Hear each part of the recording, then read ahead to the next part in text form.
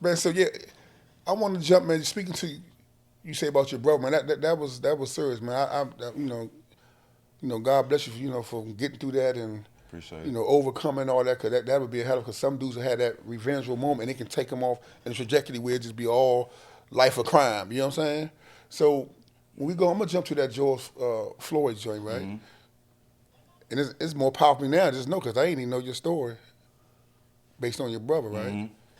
So when that hit the flame and you hear about George Floyd and you first got the information, what's going through your mind then? I didn't. I mean, when everybody was telling me, I was just thinking it was some regular police brutality going on in Minnesota. You know what I'm saying? I didn't even know it was him. You know what I'm saying? But after a while, it started correlating because I remember sending him clothes to Minnesota. You know what I'm saying? I got, still got the Instagram post he posted when he got the clothes and shit, how he was so happy for his job interviews when he was in Minnesota.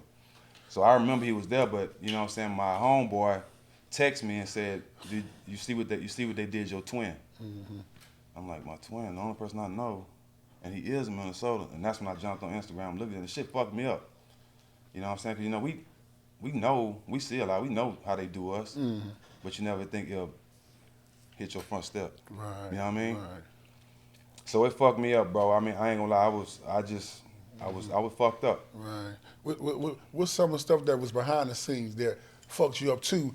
That the public wasn't privy to the information of knowing some stuff behind the scenes. Well, it's just everybody not wasn't there for the right reasons. Mm-hmm. Everybody wasn't there for justice for Georgie. You know what I'm saying? And then it was easy for a lot of people because nobody wasn't really risking nothing but me. Right. You know what I'm saying? I was risking everything. Right. And some people were around for the Instagram posts. Some people were around to see how they can get a quick dollar out of it. Mm-hmm. You know what I'm saying? So it was all that going on. And bro, I didn't know what I was doing. That's this shit I see on TV. Mm-hmm. You know what I'm saying? Mm-hmm. Motherfucking marches and riots and looting. Like I ain't never seen this shit before, bro. I don't know what I don't know what to do. It ain't no playbook to this shit. You know what I'm saying? I'm just leading with my heart, trying to make sure I do right for his daughter and him. You know what I'm saying? Because that's that was just all what I set out to do. I mean, like a short story about why me and him was so tight. So when you become successful, especially as a basketball player, a lot of people want to be around you for the wrong reasons, and they try to abuse your friendship. He never did that. He never did it not one time.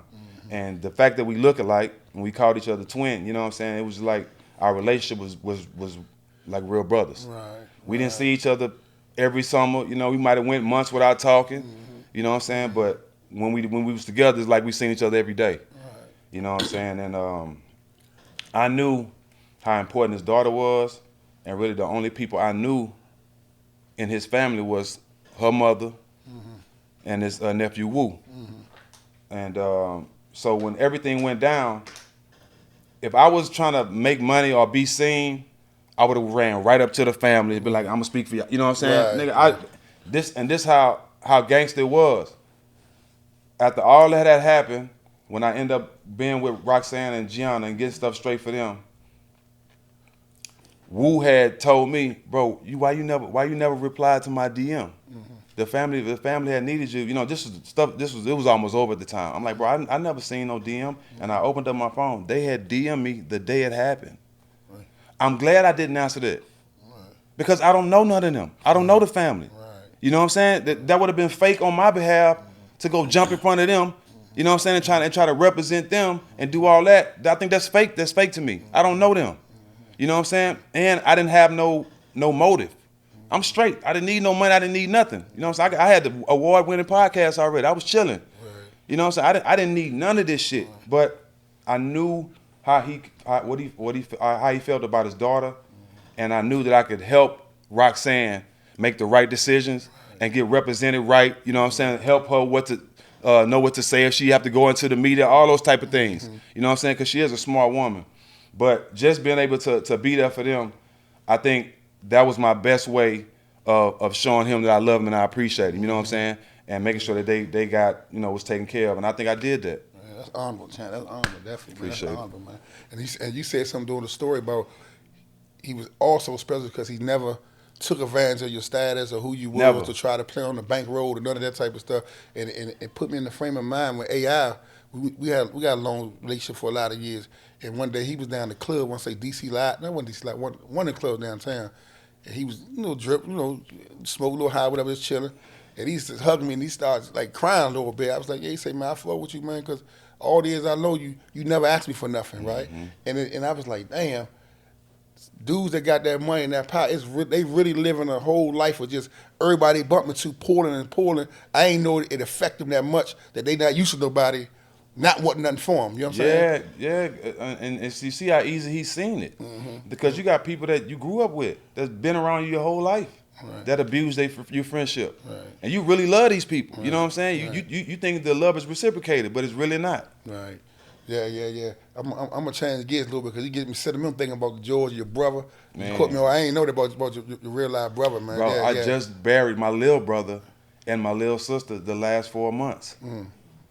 And my brother, listen. So my little brother passed on my older brother's birthday. Right.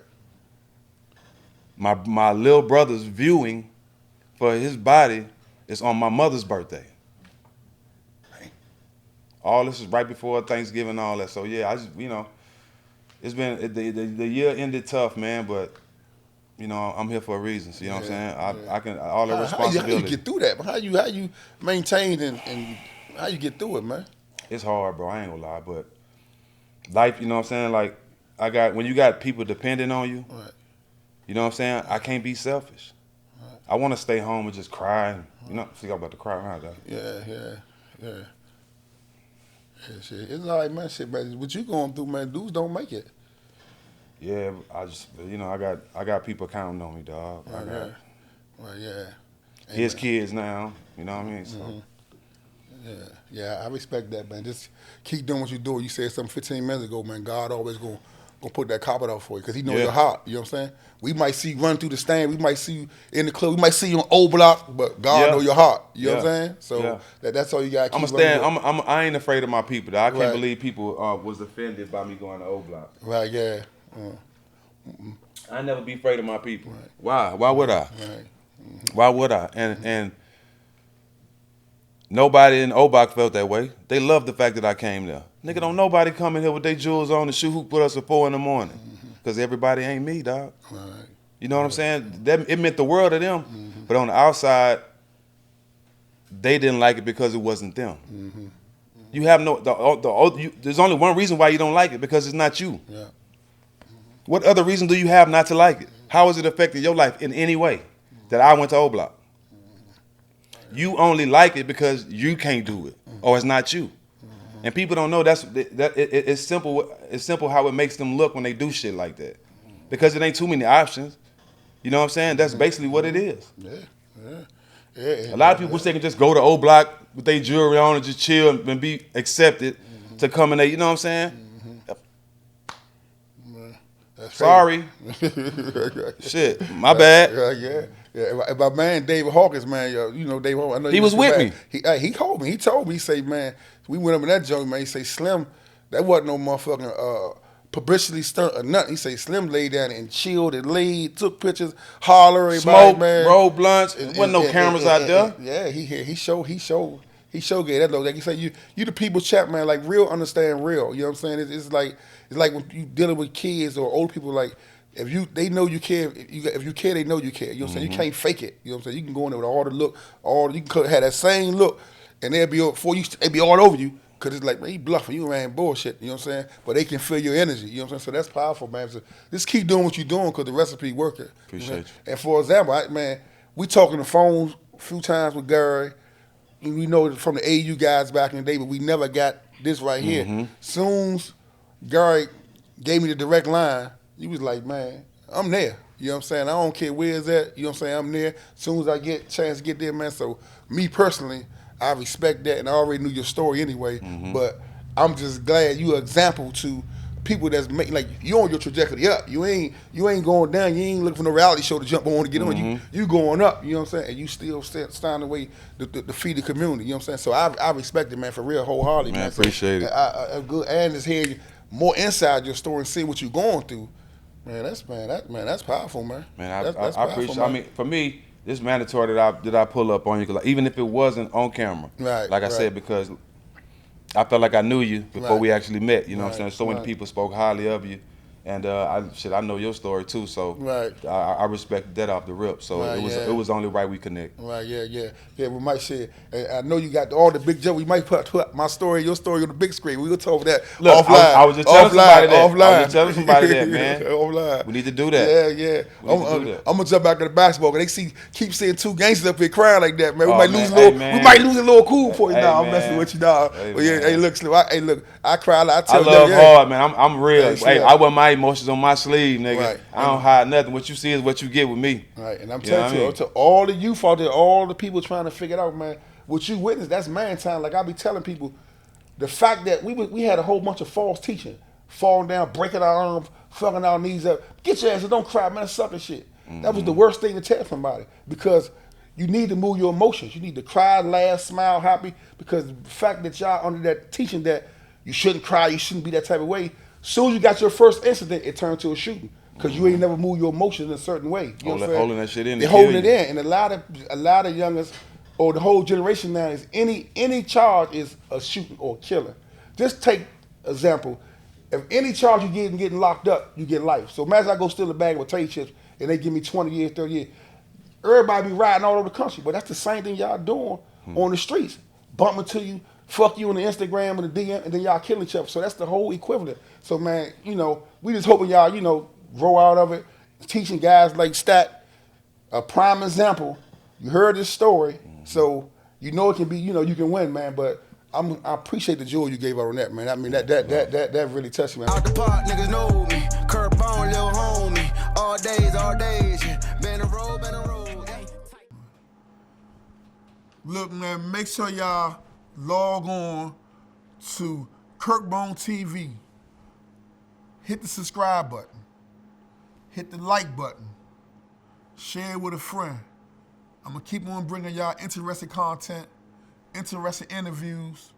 I'm going to even let y'all think of topics to give me that we can talk about. I'm going to start going live. But what I need y'all to do is hit the subscribe button, hit the like button, hit the bell for notifications, share it with a friend. Remember, Kirkbone TV.